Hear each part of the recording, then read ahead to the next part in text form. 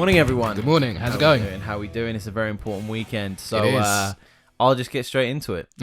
Let's crack on. If you didn't already know, Cyberpunk. Yes. Yeah. That has been delayed yet again. It has been delayed yet again. And I'm still cool with it. Yeah, I mean, look, it's been pushed to November 19th. Yeah. I think this is a strictly COVID related extension. Yeah, I think so. I mean, I was reading a tweet that they put out, and they genuinely said, look, the game is done. Like, playability wise, environments, everything has been built, ground up, and is finished, but it's just getting that extra time to iron out the bugs, any I think sort it's of just glitches. bug fixing. It's just bug fixing. Yeah, it's just polishing. Yeah, and maybe a little PlayStation 5 tweaking. Yeah. And, as it is CD Projekt Red, I'm like, okay, boys, That's fine. Take your time. It's my winter game now. Yeah, exactly. That's going to see us through right into 2021. Yeah, it'll be like I'll probably take us to June 2021. Yeah. So I'm fine with it because we know that we're going to get a really nice, slick looking game. Oh, it's going to be perfect. And it's going to be PS5. heavily involving PS5 as well. Maybe it could be another reason they're pushing it is that if it comes out just after the PS5 release, people might just get the PS5 version. Yeah. So. Yeah. But yeah, that's been pushed. I think it's fine. I mean, they're probably still doing the work, but they're probably not doing it as efficiently or as fast as if they were in the office. Yeah, exactly. So they probably just need a little extra time. Yeah, a lot of working from home. I don't think remoting into the office to try no machine. Oh my god. Ugh. I don't see them pushing it into 2021. I think it's going to drop this year. No, it will do. The other day, EA Play. That dropped. Yes. A whole lot of nothing. Poor EA. Like there was really, honestly, I sat there and I went through it. And there was very, very little to show. There's certainly nothing that was like, wow, Apex is getting an update. Yeah. That's coming up. Yeah, I read about that. Looks great. I think they've changed one of Lifeline's abilities, which is cool. Mm-hmm. Some new skins. There's a new mode that they're tweaking about with. Nice. But nothing that makes you go, oh my god, that's Yeah. But it was cool, and I'll have a look at it because I love how I feel about Apex. Of course. But yeah, there was nothing there, and then they moved on to a couple of other games that could be considered indies, Lost in Random. Just show bits and pieces. There really was. I get the feeling it felt kind of empty. It did feel kind of empty, and then they did. Star Wars Squadron was probably their crowning glory. But there was a bit of a thing with that, wasn't there? What? Didn't somebody leak? Oh, so before the thing came out, I think they knew they didn't have a lot. Right. They just went over saying basically everything's on Steam. Sims 4 is on Steam. They've been ringing that game out forever, and it's just got to a point where they were like, okay, I think Star Wars Squadron is going to be our crowning glory, and it leaked like 2 weeks before, so they had to confirm it with like a cinematic trailer, and then they dropped like gameplay, and it looks fine. Apparently, it's not going to be a full price game, which means it might be a slightly smaller game. Right. It looks fine. It just looks like another flight sim, but it could be fun. Like I'm gonna try it. It was interesting that a lot of people on the internet were saying there's a lot of cockpit. Like it takes up a lot of the screen. Like there's a lot of cockpit. I mean, obviously it's first person. Isn't really? It? So, is that what we could? Like it's just there's a lot of real estate on the screen that is cockpit. Okay. So you're not seeing a lot of. Right. So you're not seeing so much of outside. No. And it's right. like. People are like, okay, well, this will be interesting. We'll see how this goes. That's like your dashboard just going up halfway through your vision, isn't it? Especially when you look in the TIE fighters and you've just got that kind of small space, little window to look out of, and then it's just all gear. Yeah. But one would hope, I suppose, that there are different kind of, what's the word I'm looking for, like viewing modes, maybe, that they might implement. I don't think they're going to give you a third-person option, because then you're just doing Battlefront. Not necessarily third-person, but... you have like the standard view, which we were just talking about, cockpit view, and maybe you could go forward, so you could. Yeah. Well, maybe, hopefully. I mean, they're doing it's full VR, front to back. Nice. Which will be cool. Yeah. So yeah, that was their crowning glory. Unfortunately, it did get leaked. And then they did the classic thing of like, we own sport. So Madden, FIFA, there's blah, Madden blah. 21 and FIFA 21. Yeah. So basically, they're just re-releasing these games again with nothing new. You can't do anything with it. It's just going to be the roster updates, which should just be patches. Like, It's just going to be, yeah, we're doing another year of gaming, of sports games, and we own. The trailer was, I mean, the ad that the commercial, the trailer, whatever you want to call it, that dropped was actually really creative and kind of cool. Yeah. But people now, it's just a different box. I mean, it's a different roster. I mean, it's interesting because these, Madden, FIFA, they've been going on for so long now, and these are the bread and butter. These are the bread and butter games. These are the games. This is the meat and potatoes of EA. Meat and potatoes. Like this is what And they still somehow managed to get it wrong in little ways. It's kind of amazing. You think they kind of just have it polished by now. Just plug in a USB stick, update the roster. Yeah. Call it a day. Yeah. New music, new box, new player. It's just, I mean, it's the same with the way 2K are going as well with their NBA 2K games. It's just not, there's nothing new here. They're not changing the face of it. Even the UI is getting a little bit dry.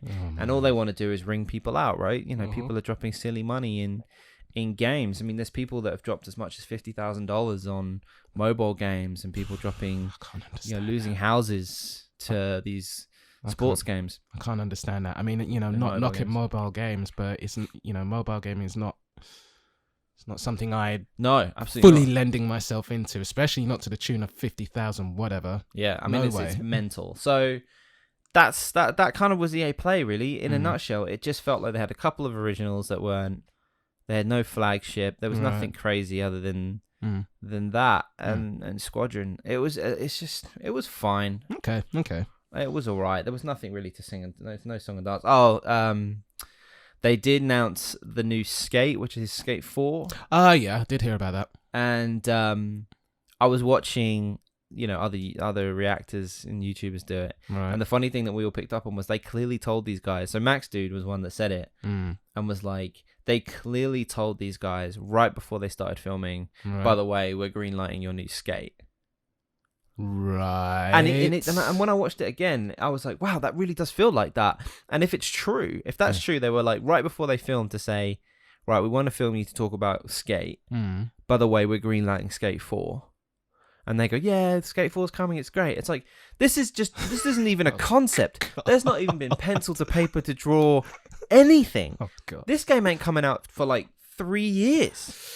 And you're announcing it now. Talk about getting really kind of, we need to announce something soon. Yeah. To have absolutely nothing and be like, by the way, this game's coming out in fucking 3 or 4 years. That blew my mind. That was one of those things where it's like, wow, you must be getting desperate. It does sound like they're really, really trying to grasp whatever they can get their hands on, to try and. It's bad. Yeah, it's bad. I mean, it wasn't great. It wasn't something that I'm like, I don't know what I was expecting.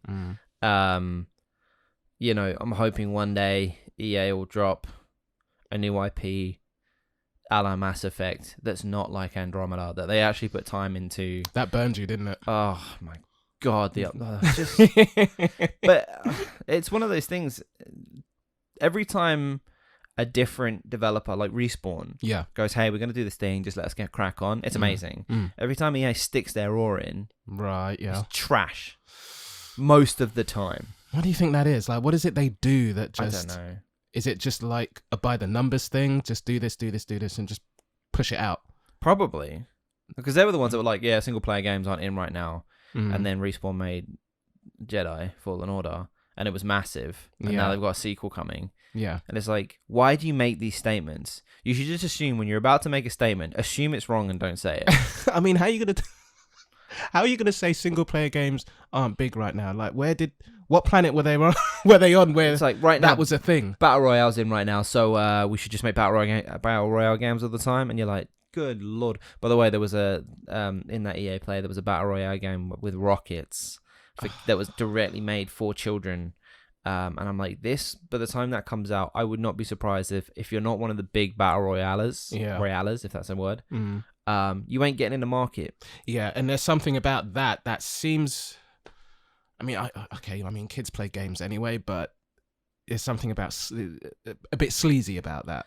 Yeah, I mean, it doesn't feel like a creative play. We made this because this is the game we wanted to make. Yeah. It feels like someone went, we need to make a game that we think the kids are going to play. Yeah. that is Battle Royale, that isn't Warzone or anything like that. Let's give the kids some rockets and just let them have that for a bit. Yeah, and EA have got, they've got Apex. They're kind of running the game right now, so they should be fine. Like, I don't know why they needed to do that. Let me ask you a question, right? And this has only just popped into my head. I feel as though that with Battle Royale games, and I know we've spoken about this in a previous episode. Yeah. But I feel as though with Battle Royale games, there's such a big push for it that it's almost like we're approaching the bell curve with it. Because now we're getting into that thing of you've got the free-to-plays, but then you can buy skins and add-ons and da-da-da-da. You buy the Battle Pass and stuff. Yeah, Battle Pass and stuff like that. So we've kind of seen the evolution thus far of Battle Royale games. Mm-hmm. To a couple of good results, like Apex, for sake of example. Warzone, Warzone. Fortnite. And, well, yeah, Fortnite, massively popular. And before that, there was PUBG. PUBG, yeah. I feel as though there's a bell curve that's about to happen, and it's probably gonna start slowing down quick and probably meandering out a little bit. I reckon we get maybe a year, maybe two. Maybe two. Yeah. And I think what will happen is someone will release a multiplayer version of something right. that'll be so huge that then everyone will jump on that bandwagon. It's the same as always. Like, someone will make a game, or someone will make a movie, or someone will make a product. And if that product's super hot and works really well, everyone will jump on that bandwagon, which will extend it by like 3 to 5, 6 years. Look at zombies and vampires. Yes. Yeah. We had a massive thing, superheroes. Yeah.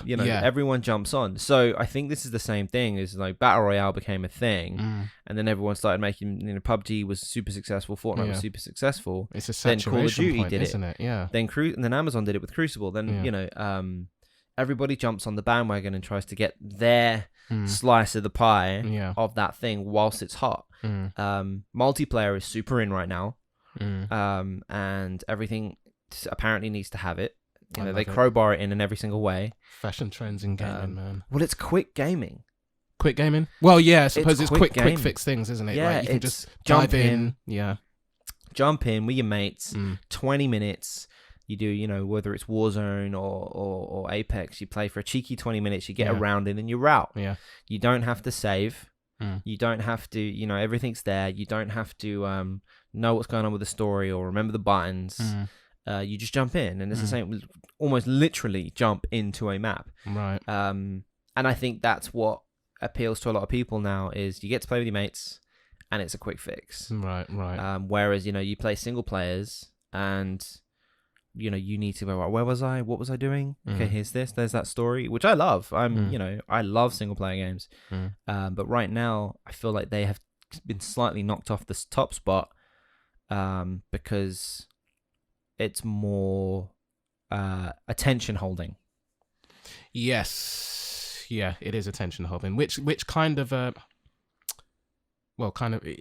sits in the same realm as mobile gaming in a sense. Because, yeah. When mobile gaming started kicking off, and forget about the battle royale kind of mobile gaming and stuff like that, because Fortnite's on mobile as well, isn't it? Fortnite is on mobile, yeah. So it's Call of Duty. Christ. Yeah. But before battle royale became a thing on mobile, you had like really quick fix mobile games that you could just dip in and out of. You didn't have to concentrate too hard. It was just like do that, and you're out. Or like you get to set this up. Now you got to wait 24 hours. Yeah. You could do that on your train journey into work. Just a quick 20 minutes or something like that. And I think that's what's successful right now is that. And it's funny because if you don't feel like you've got enough time, you pay to rush. Right. So, there were farming games where it's like you plant all your seeds and you harvest everything and it's like, right, you got to wait 24 hours or you pay £5 and you put a rush on it. Warframe is very similar. Like Warframe... That's still going, isn't it? Man, it's just had a big update. Wow.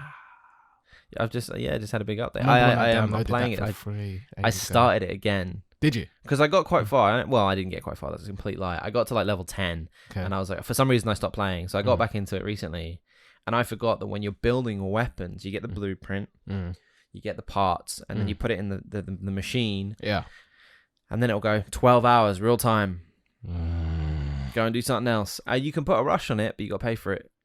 Oh, man. It's free to play, so you kind of like, all right, it's not the end of the world. If it was a full price game and they were like, But it's making sure that they get you back. You come back because you pay for it, because Yeah. you put it through, and you want that ammo, you want Yeah. that gun, and you want it's surprisingly clever, and it's the game is massive, it's huge, it's so popular, and it is a great game. It's a lot of fun. Warframe is a lot of fun. It is free. It looks great. It plays well. It's super fast pace. It's kind of amazing how they've managed to create such a polished looking thing. But maybe that free to play seems to be in right now. It does. I don't know what's next. I'm wondering that. Do you think that for this next gen, they're gonna try and somehow push harder the battle royale online gaming? It'll be And interesting. if so, how could they push it? Because I feel as though there's so much of it now, and there's so much that, all of these games have got their own kind of niches and their own kind of little unique bits to them.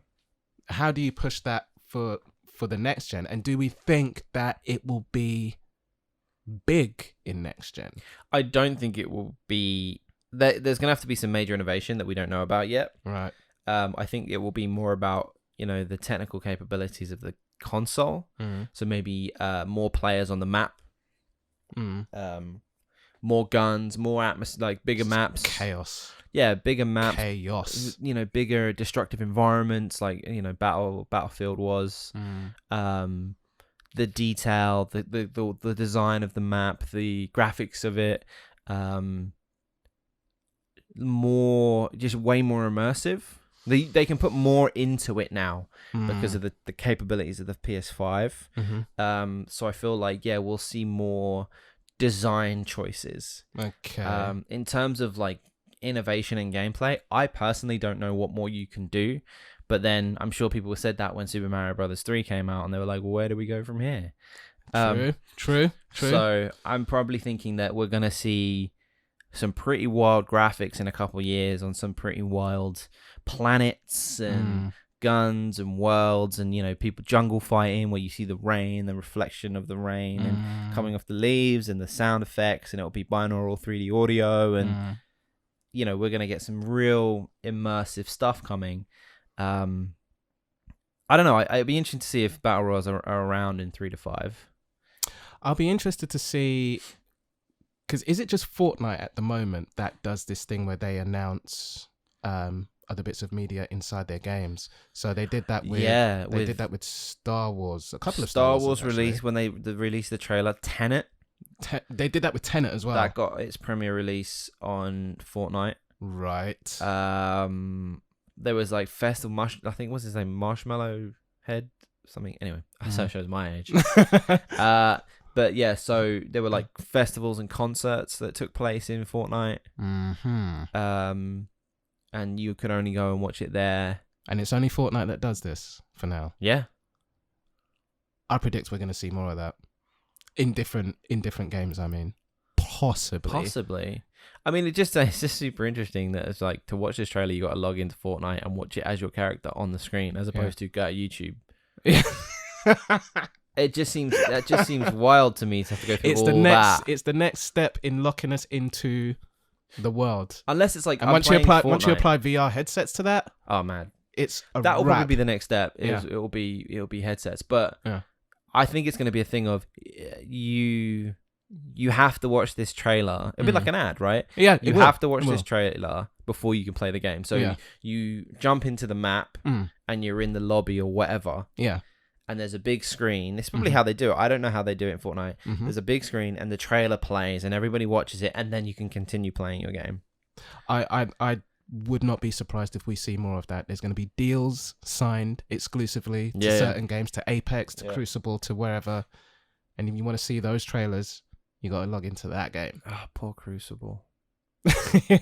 They're trying. They're updating so thick and fast. They're only like 4 weeks old, if that. And I'm sitting there like, I want you guys to succeed, but right now I don't want to play your game because I put a lot of time into it. Yeah. And Crucible just didn't deliver. It's super repetitive, and I'm trying to find the joy in it. The map is too big. But sorry to cut you off. Go on. But is that because? Is there any small part of you that is thinking that it doesn't feel unique or anything like that because you're already at a saturation point with everything else that you've played. Oh, You know and what I mean? you can't help but compare it to everything else. Yeah. In terms of its, I keep using the word, but immersion and aesthetic, and I can't help but feel the map on Crucible looks good. I can't help but feel like it feels a little just washed out, like a little bit, like there's not a lot of, it doesn't feel very textured or immersive. Again, there's that word. Yeah. I don't know what it is. I like I said, I wanted to it's just such a feeling to get in on a game on the ground floor and grow with it. Yeah. But it just couldn't hold me in enough. And that's such a shame. I will come back to it. I'm going to keep it, and I'll come back to it once they've made some major changes, and we'll see what the changes are like. But right now, I just don't care. Fair play. It's such a shame. It's such a shame. I mean, I really wanted Relentless Studios to do well. You know, if Amazon ever, I think Amazon still own Killer Instinct. If they ever made crazy, if they owned, because they own Double Helix, I think I'll have to check that and put it on the YouTube.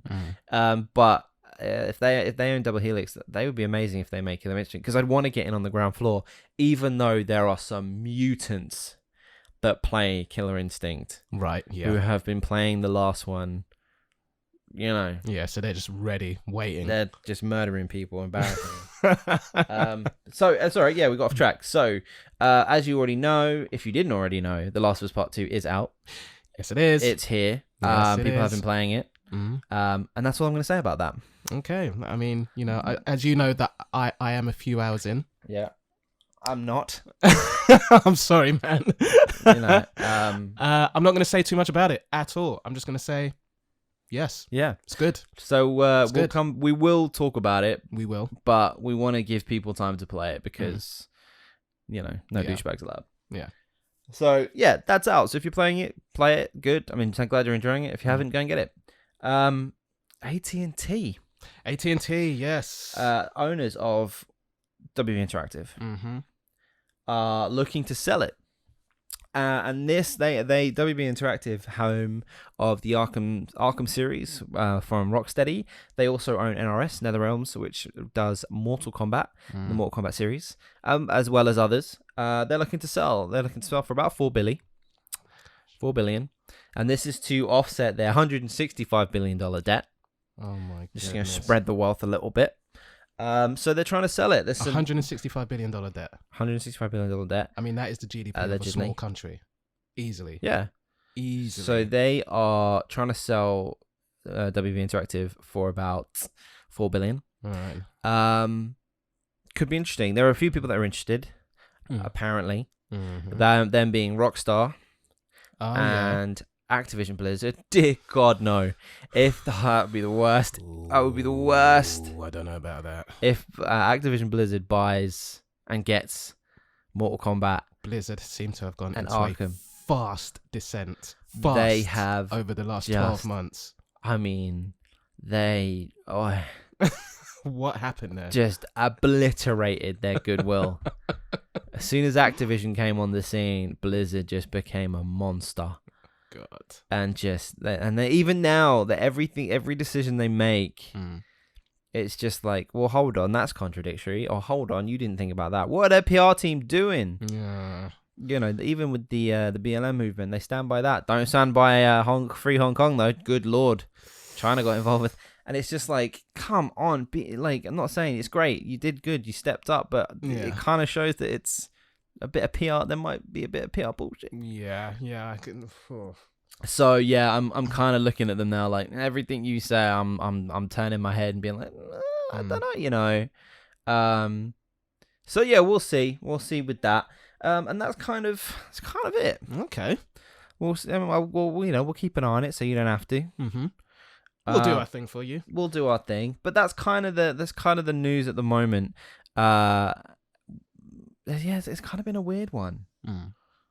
There's not really been that much greatness. Not that much. Not over the last month or so. Obviously, the Steam summer sale is here. Have a look at it, see what you think. Everyone's doing their summer sales now. Yeah. Getting it in. I mean, I'm surprised people haven't got like fatigue from Steam and playing them games. I mean, I've got such a backlog anyway. I can't look at a sale. No. So Yeah. we were talking about single player games earlier, and we were thinking that in not light, whilst The Last of Us 2 is here, we would talk about a very specific style of gaming, which is what people have now come to call the daddening. The daddening, yeah. So the daddening, not necessarily always about the dad, but it's more about a protective role in gaming. It should be dubbed the parenting, really. Something like that. Yeah. But yeah, so The guardianing, if that's a word. I'm just making shit up. yeah. So in terms of these style of games, the kind of games you think of God of War with Kratos and his son, The Witcher 3 with Geralt and Ciri. You can get BioShock with Big Daddies and the Little Sisters. Yes.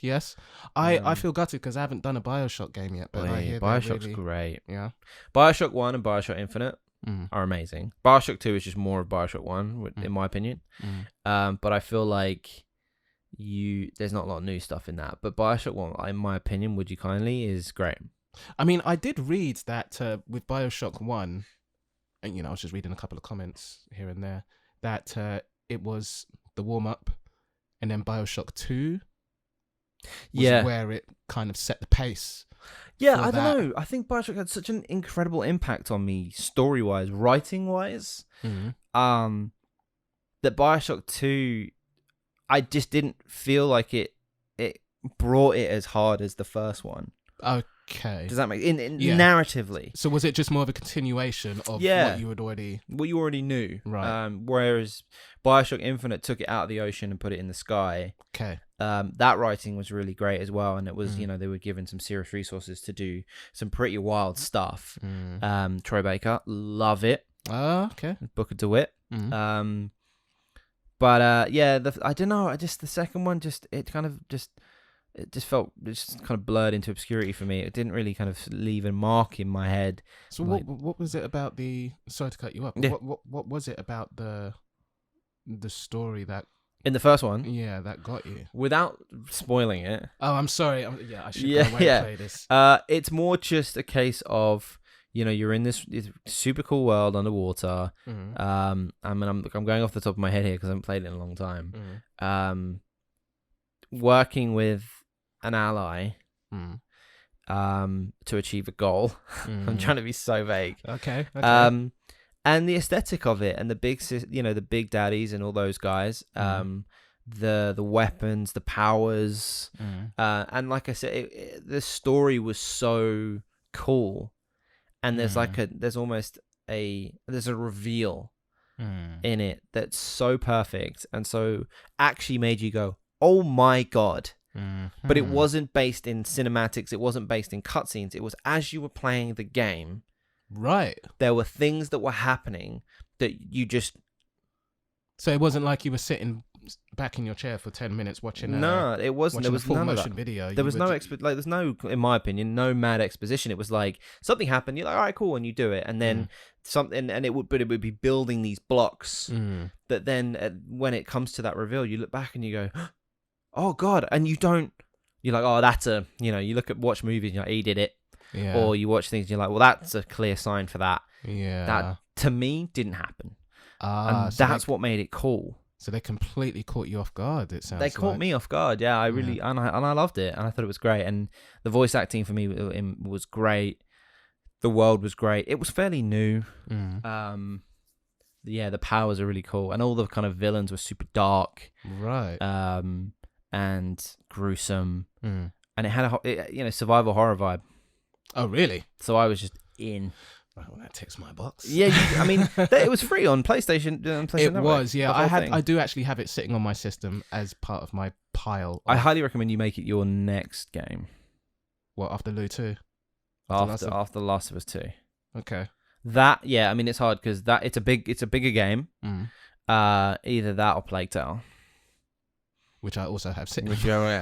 So both great games. Yeah, you got a couple, ain't you? Which one is shorter? I'll get through that one first. Plague Tale, 100%. Right, I'll do Plague Tale. Plague Tale's a short game, but it's a great game. Right, I will do Plague Tale after The Last of Us. So both of these games are, they come under the Daddening Guardian bracket. Right. With the Big Daddies and the Little Sisters in BioShock, and the sister and the younger brother in Plague Tale. Amicia and Hugo. Mm-hmm. Great. Like, I always find with these relationships in these games, they start apart and then they come together. Yes. Yeah. Almost always. Yeah. I mean, I definitely got that from The Witcher 3 and The Last of Us and God of War. Yeah. And the same with the Plague Tale. Amicia and Hugo don't. Amicia doesn't really know Hugo in the beginning of the game.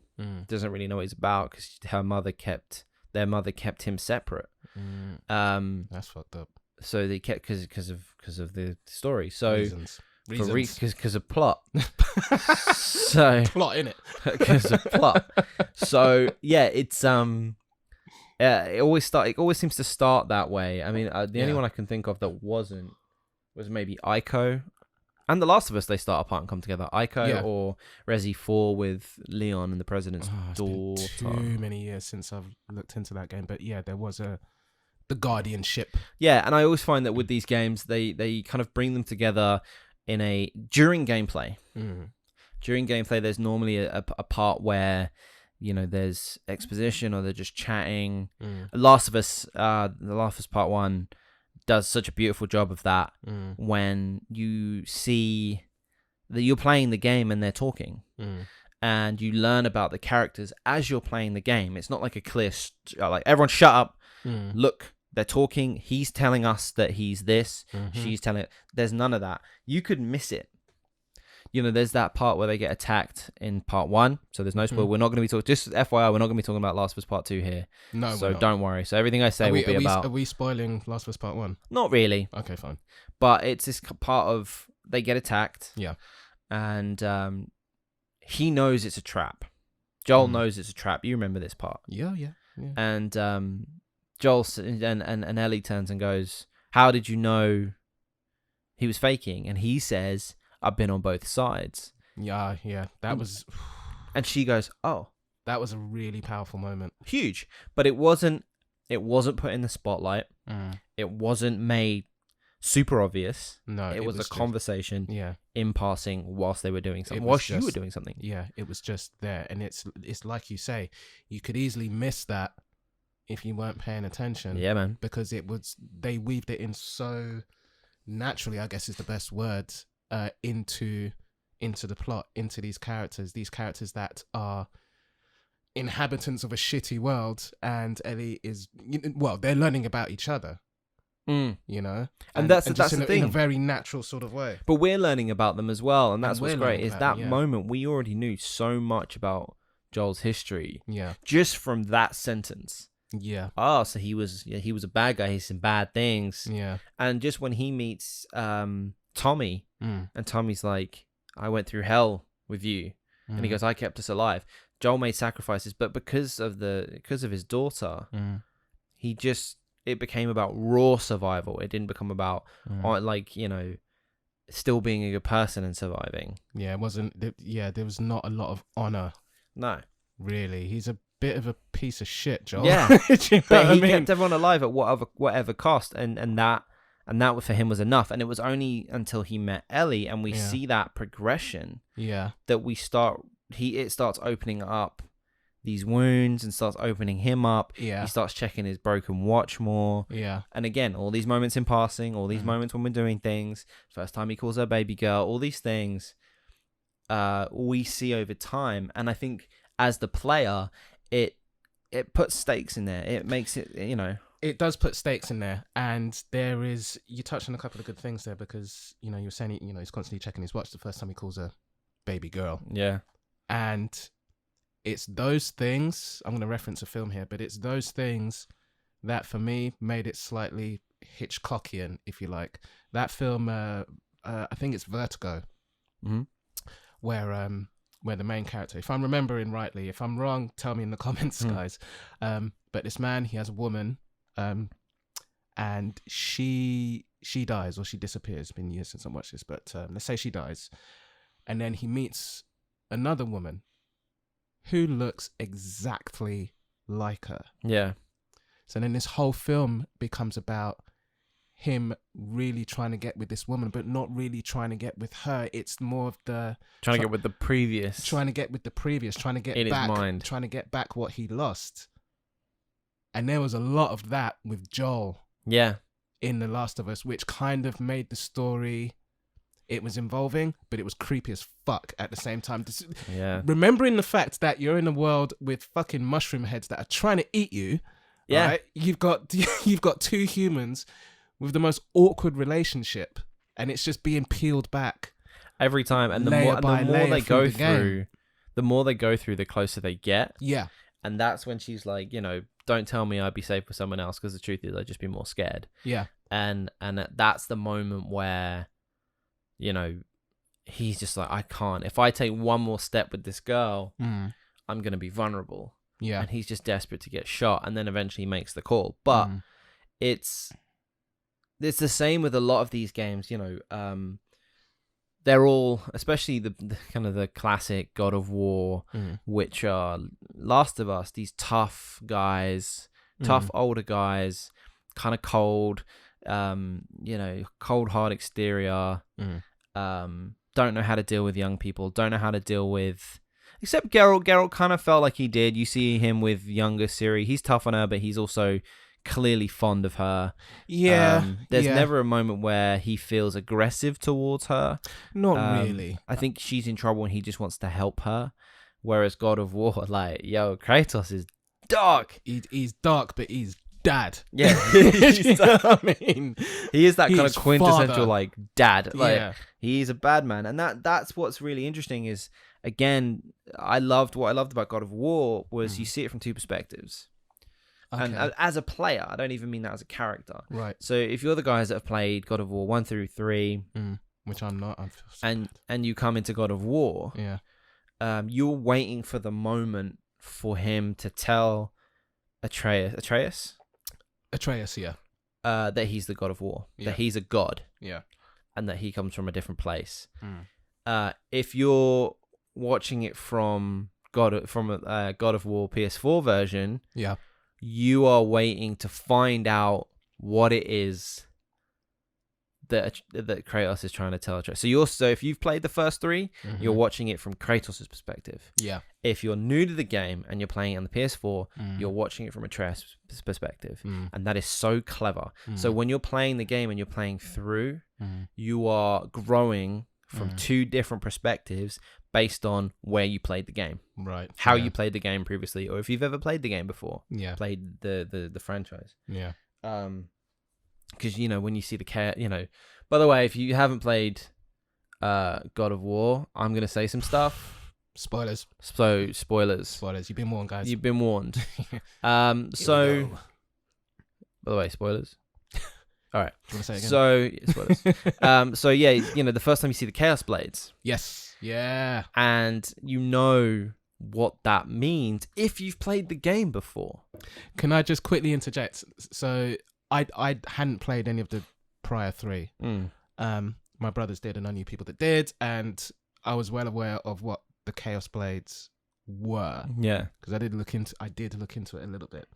So when I started God of War, got a fucking axe. Got my Leviathan axe. Is it the Leviathan axe? I think Can't so. remember. I can't remember. Might need to double check that. And then I was thinking to myself, why have I got this thing? Like, why? Where the blades are? Yeah. You know what I mean? And then you get to that moment, Yeah. and then he says, "Hello, my old friend," Yeah. or something like that, and I'm like, okay. But you get here's to, and even Kratos when now. he's telling Atreus, Yeah.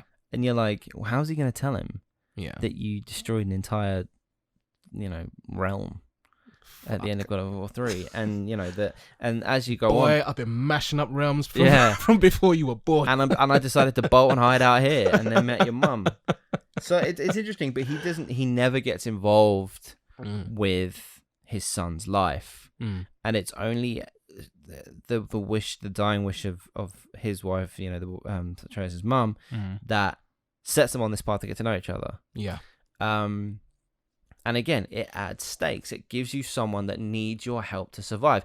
But in God of War, I felt like it was a little more than that. It wasn't about necessarily protecting Atreus. It was more about learning to work with him. and using him and understanding, because he fights, man. He fights hard and he fights. He does, yeah, because he definitely wants to be more than he is, Atreus. You know, because it's not quite like, I'm trying to think of a good example. I mean, to be honest, they all kind of fight. Aiko is a good example where she, you know, the your ward, the girl you're supposed to protect, she can't really do anything. Right. But I mean, even Last of Us, Ellie jumps in the fight and she starts stabbing and she does bits and pieces. But she's a bit raw in the first one, isn't it? She kind of comes into her own. Yeah. But it's that idea of making you a protector. Yeah. Someone that is, you know, less able than you are, and it gives you this sense of protection and responsibility. To the point now where I think if it continues, it'll also be considered tropey, in terms of as a plot point now to be like, we want to get you invested. So here's a person you need to protect. Right. Do you know what I mean? Like Right. It could get to a point where if overdone or if done wrong, it could be considered, oh, they just stuck that in there because they want me to give a damn. Whereas the other ones did it in such a way that maybe you didn't even notice. Yeah. Do you know what I mean? I do. And that kind of, you kind of answered the question that I was going to ask. But Okay, go on. Ask it anyway. No, but so I was thinking to myself, you know, typically, you know, games are about, you know, well, the single player, the single character, you know, going around and just laying waste to stuff. Yeah. So do we feel with the daddening of games or the parenting of games, is that an expectation now, in a sense, that if we want a really good story-driven game that we can connect with, we have to have, you know, the guardian and the ward? And in that sense, do we feel that is, how can I put it, like a good way of storytelling for gaming? It is, but yeah. I mean, it's kind of what I said, isn't it? Like, yeah, it really, yeah, you're right. Yeah, it really is. It's an amazing plot point, and it is an amazing engine to get the story started. It teaches you patience. Like A Plague Tale is a perfect example of you need to hold Hugo's hand. You need to hold a hand, and then you're in these highly intense, highly pressured stealth pieces. And you can tell him to wait, but if you get too far away, he'll start freaking out and he'll make noise, and then they'll go for him. So you have to learn to go, how far can I go to clear this path before I have to go back, or call Hugo to me? And that teaches you patience and being like, well, he's helpless. He's a child. And I can't just run off and start fights. Like, my gameplay style of guns blazing does not work here because I have someone that I need to protect. And if I go guns blazing, this person will die. And it forces you to slow down, but not in a way of, oh, for God's sake, like, it's more like, okay, I really can't do this because I have a responsibility. I certainly didn't feel annoyed or like, oh God, like I could just run through. It was just like, I can't now. My mentality has changed because there is someone here I need to protect, especially when they're voice acted the way that Hugo is, or, you know, Atreus is, or any of that. Joel and Ellie. You know, it puts such a real spin on it that you can't help but feel, okay, I really need to pay attention. Which is another great mechanic, that it forces you to not be able to go guns blazing. It forces you to play a very specific way, even if it's not a way that you necessarily like. I hear that. No, definitely. Just to go back a little bit about the characters themselves. Thinking about it now, I do feel as though that Joel and Ellie and Kratos and Atreus are very similar. Yeah. They're all pretty much fighters, aren't they? Yeah. And also in the sense that, you know, if you've played the previous God of War games, then you know what Kratos has done. Yeah, what he's about, yeah. Whereas with The Last of Us 1, and this is what I love about storytelling in films as well, is that Joel's experiences, you haven't played them, but they're heavily implied. Or they're implied in little moments. Yeah, they're implied in a way where it leaves you thinking, dude, what the fuck have you done? Like, what have you done? And I love that because it creates like a mystery and ambiguity about the character. And I suppose if I was someone who didn't play the God of War games, which I didn't, there is that left for me. You know, there is that kind of mystery to. Oh yes, yeah. You know I understand. what I mean? Yeah, I understand. I love storytelling like that. It is interesting. I love character creation like that. Oh yeah, I mean, going through the first 3 God of War games and seeing someone who is all vengeance, all rage, like no control, total bloodlust. You know, already lost a wife and a child. You know, already been through that, has nothing to live for. To have to somehow write in a way that stems that rage and that bloodlust. Yeah. And finding a way to control it so that you can start over and raise a child and have a wife. I always felt like with Kratos in the new one, it was always right there. It felt like every living moment he was holding in this rage, holding in these moments, and it could come out at any moment. It's like an active volcano, and it's the child that's forced him to become bigger and better and grow and show control. And that then reflects in the gameplay because you have to control and be controlled and look after your child and fight and protect. And he does say things, don't be sorry, be better. And calls him boy every 10 seconds. Boy. Still can't get that right. I will get that impression one of these days. But and it's the same with Amicia and Hugo. Is at the beginning she has no patience, no tolerance. If anything, she harbors resentment for Hugo because their mother showed him all the attention and she got very little, and she doesn't understand it, and so she doesn't understand Hugo's lived a very protected life indoors as a sick child, doted on by their mother 24/7. So now you're out in the world being hunted by religious crazy people and people that are just scared of the plague and rats, and he has never seen any of this before.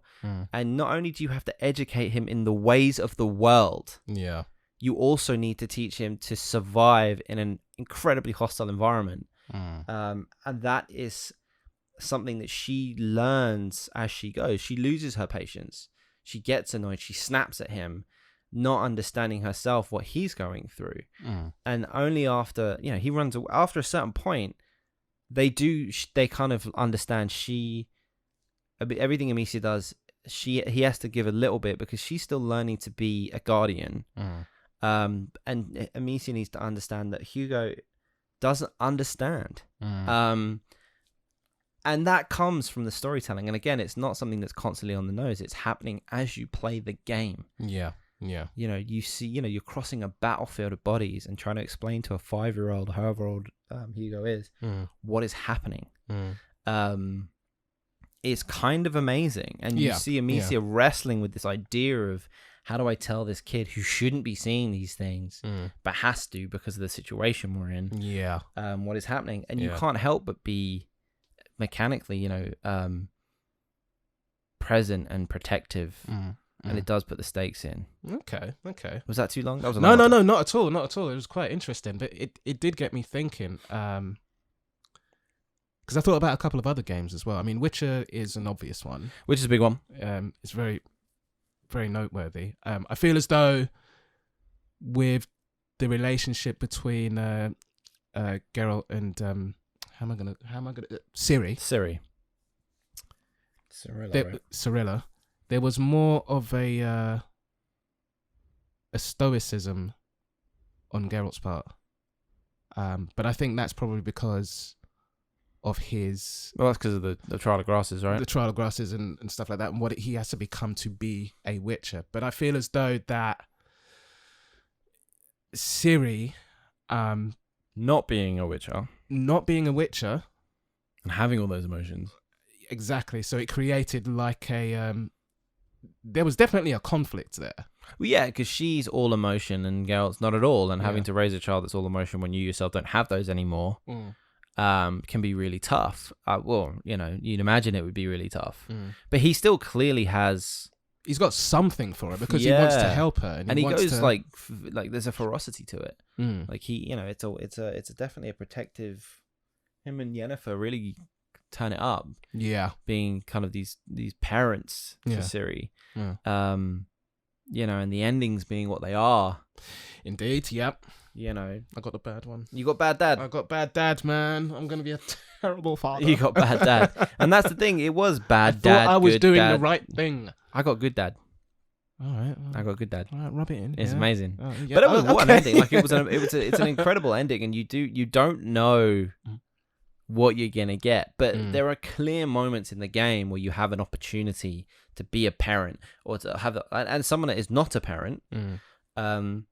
And I'm sure there are listeners out there that are parents. Yeah, I'm sure they have an incredible perspective on once you have a child. There is nothing more pure than your love for that child. Yes, and the level that you will go to protect that person. Yeah. And I think that's what these developers and these writers have kind of they're trying to shine a light on that. Yeah, for sure. And trying to find a purity of nothing will make you want to do this more than being a parent or protecting this person. Like this is the one thing you're gonna want to do. Yeah. Because there's nothing purer than that, right? Protecting your own. On an animalistic level. It's true. Yeah. Yeah. So yeah, I mean, which is a great one. What a great game. Talk about that game forever, man. Yeah. it's just two up there. I had another one in my head. Go on. Red Dead Redemption 2. Really? It's a strange one. I wasn't expecting that. No, I mean, okay, I haven't played the first one. Again, just for some reason I'm bad with the first the first instances. That was a great game. Red Dead 1 I really like. Red Dead 2 wasn't my favorite. Do as you're told the game. Do as you're told the game? Yeah. It was, do this. If you don't, we'll tell you failed the mission and you have to do it again. The way we want you to. Right, yeah. So it pretty much sets you on tracks. You're 100%. And I was really disappointed. Anyway, sorry. No, that's fine. It's just, I was kind of thinking about the relationship between Arthur Morgan and Dutch van der Linde, but then Arthur Morgan and John Marsden. And it very much seemed in that story, at least to me anyway, that there was... I mean, Arthur talks a lot about the brotherhood of their gang, and I think at one point he says, nothing means more to me than this gang." But there is very much a kind of father-son element between Arthur and Dutch van der Linde. I fucking hate Dutch van der Linde, by the way. He is a bad father. I get the difference between... I see the comparison between Arthur and Marsden. Yeah. Because there's always this kind of big brother vibe with Arthur to Marsden. Yeah. And, Marsden being the drop at the washout and not being a good father himself in the game. Negating the fact that it is his son, even though he kind of wants to, but he wants to be a bad boy outlaw and kind of himself growing to accept his role as a father throughout the game to this child with Arthur's help, right? Even covering for him against Dutch. I see that, I get that, and that happens across the game. With Dutch though, I think I'm just so blinkered by the fact that he was a tool. He was shit. He was just so bad, and how he was the leader at any point. Yeah. When he just constantly, he's like, I got an idea. And there was something he kept saying in the game. I can't remember what it was. Oh, just one more score. One more score. Something like that, where it's like, in this time next year, we're going to be millionaires. Yeah. And he was just gasbagging constantly. And it was clear as well. Yeah. It wasn't even smart. But not Dutch, sorry. But Arthur was always at his beck and call, almost like an obedient son. Yeah, he says that because he saved his life or something. Yeah. And he was just like, I owe him, so I'll always have his back. Yeah. Yeah, I get that. I don't think you. Yeah, that's true. No, it's true. And I think it's only when you get towards the end of the game, or at least like the last two acts maybe. Yeah. That you can see Arthur questioning everything about what he's doing, what the gang is doing, what Dutch father figure is constantly leading him into, and what it's all worth, Yeah, I mean, it makes sense. I mean, it's a tough one for me to remember because one, I wasn't a huge fan of the game. You just switched off. Yeah, you and switched two, off halfway through. Yeah, like I said, I see the Arthur Marsden thing for sure. Mm-hmm. That makes sense. Yeah, the Dutch thing, I think it's just such a white hot hatred for that guy, for Dutch. He was, because it just became a bit slapstick, almost slapstick. It was, and it's like, I'll give it a rest. I do wonder if they wrote the character on purpose like that, or if they just wrote it and just didn't really pay attention. Didn't look back every now and again to be like, wow, we've said this a few times. Yeah. Because it was always the same thing through the spoilers. It was always the same thing through the story. It was always even that right up to the end. Yeah, it was that one more score, and I was fucking tired of hearing it. I was just like, boring. You are a shit character. And you know how it ends based on Red Dead 1. Yeah. So you're just a bit like... But maybe that's what gave Arthur Morgan, what's the word I'm looking for? Like a platform for being a really good character. I found Arthur Morgan to be a really good character. Arthur was awesome. And I was hugely empathetic and sympathetic with what he was. He's a great character. What he was going through. I could connect with Arthur. Mm-hmm. Yeah, for sure. He was one of the best characters on the PS4, like hands down. Oh, easily, he was amazing. Yeah, he's up there with the rest of them. His father figure was a piece of shit. Yeah, you know. But what I mean? he as a character, he was incredibly well written and very likable and very smart and he was great. He was really great, really well acted. It was incredible. Yeah, he was amazing. It's just a shame and the world was beautiful. The world was really well mechanically nothing has changed from any Rockstar game. From like Grand Theft Auto 3 to now. That's bad, man. It's kind of the same. The UI is kind of the same. Yeah. The way that the missions are done are kind of the same. Like nothing's really changed in got to be 10 years, over 10 years.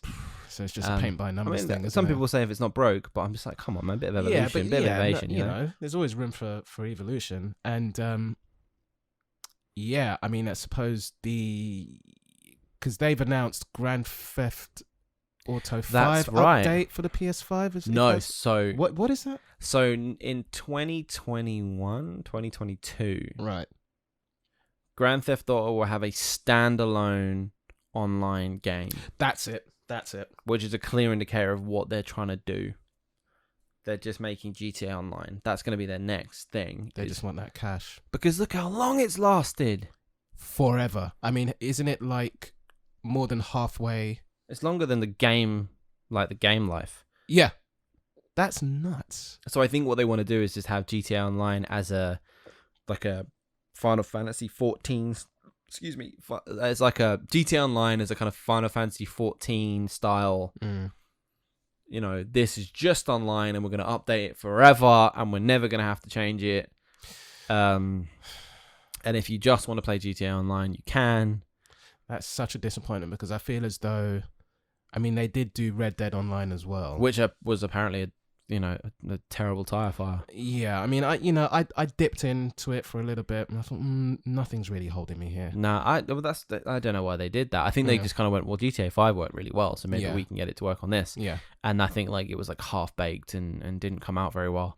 But they created such a massive open world with that's beautiful with Red Dead 2. It was just stunning. It was amazing, and I can't help but feel that there is so much room there for some good character DLCs. I mean, I've said it to a billion people a billion times, but they could drop a Sadie Adler DLC. She was the she'd be great if she had her own thing. Yeah, I mean, if they did Red Dead 3, she could be. It will probably. Do you know what? Yeah, now that we've said it, Red Dead 3 is probably going to be her. Like Sadie Adler, just continuation. Yeah, that would work.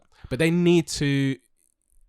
They need to put more in the story. Put more into the story. Give us choices, man. Give us choices. Give us different ways to achieve a mission. Yeah, and just don't write one-note father figures because that's where That's where it fell. Yeah, that's where They put all their stock into Arthur, and then there was not enough to go around for a lot of other characters. Exactly, and that's where it fell over, which is really unfortunate because everything else, like, you know, the cinematic pieces and, you know, the set pieces, it was amazing. It was amazing to look at. It was amazing to, you know, to be involved in the shootouts and flipping robbing carriages and all the rest of it.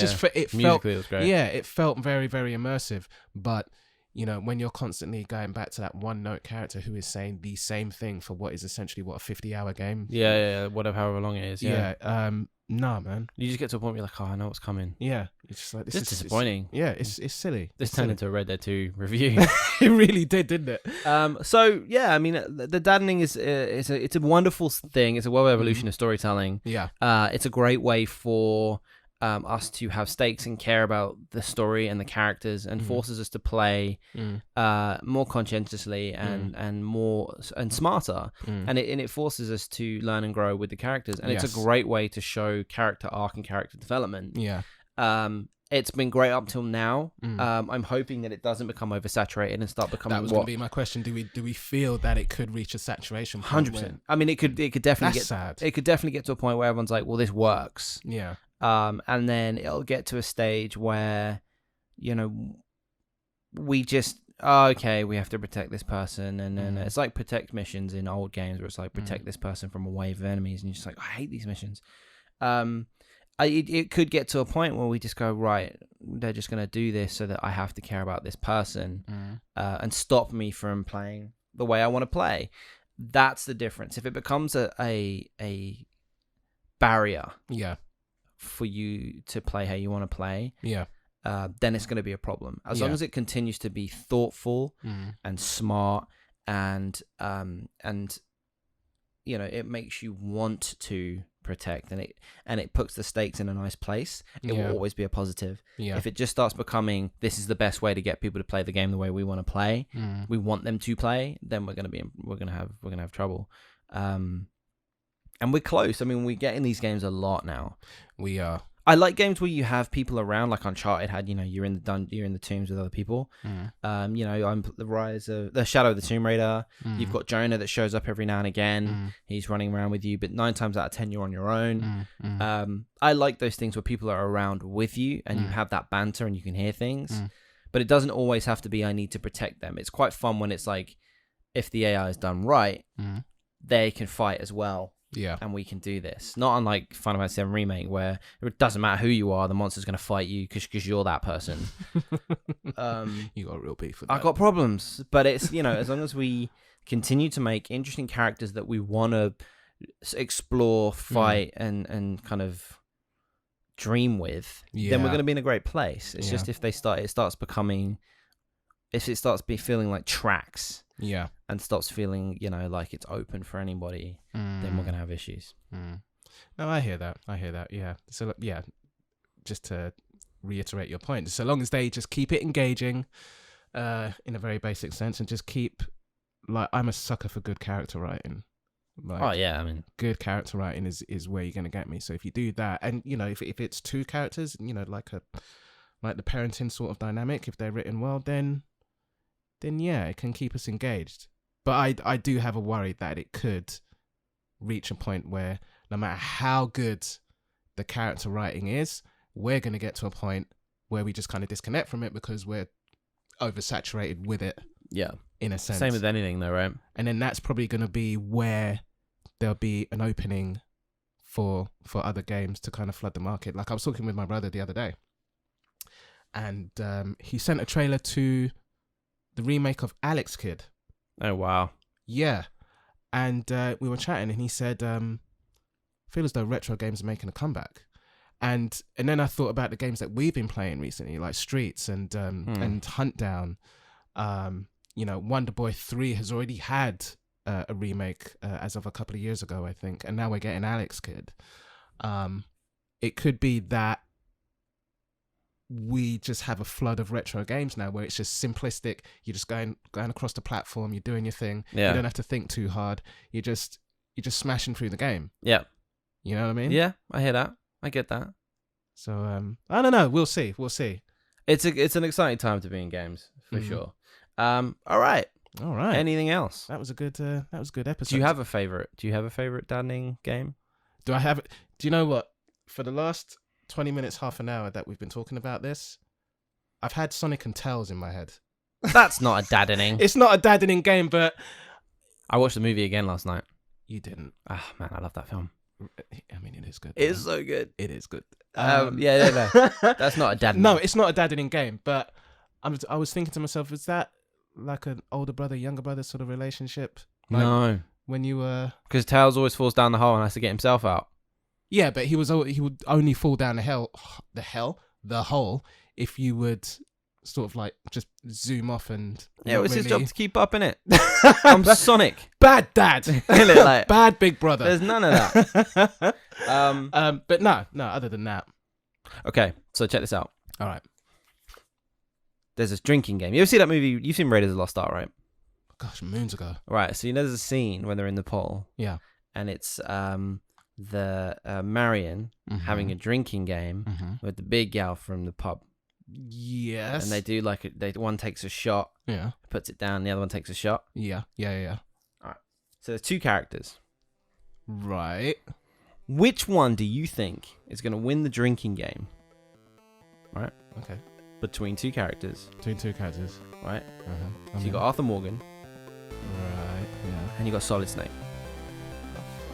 And it's 1-for-1 shots tequila. Yeah. We're talking the good stuff. Who do you think will win, and what do you think the numbers would be?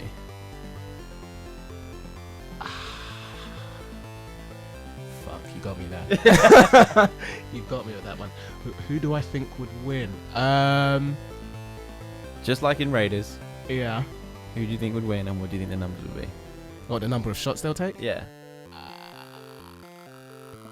Fuck. Do you know what? This is a good one. I got you. Yeah, that's really tough. I think. Mate, I think Arthur is gonna get hammered before Snake does. Yeah. I think so. I don't know if there's any story bit where they're like, oh, he's got nanites in him, and they'll just that's it. But let's just assume he doesn't. Yeah. So you think Snake would win I think Snake would win. by a lot or by a little? Fuck, man, this one's difficult.